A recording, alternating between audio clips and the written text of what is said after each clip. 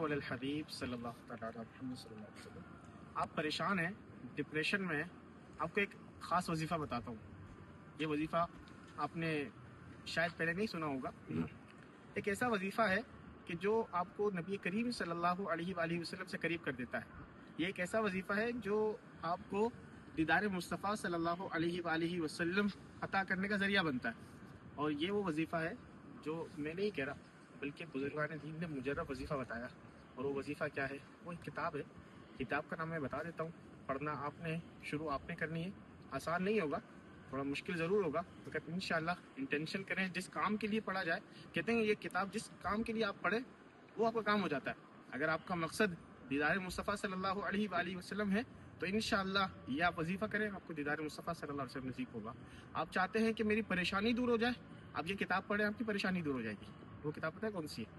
وہ کتاب دلائل الخیرات شریف ہے۔ دوبارہ نام نوٹ کر لیں، دلائل الخیرات شریف۔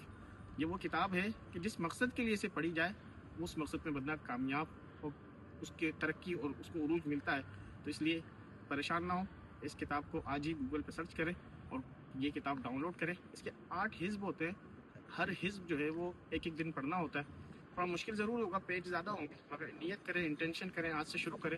انشاءاللہ عز و جل اللہ کریم نے چاہا تو اس کو مکمل کرنے والے بنیں گے اور اس کو پھر اپنی روٹین کا حصہ بنا لیں۔ انشاءاللہ اس وظیفے کی برکتیں آپ کو نصیب ہونا شروع ہو جائیں گی۔ اللہ پاک سے دعا ہے اللہ پاک ہمیں اس کتاب کی برکتیں عطا فرمائے۔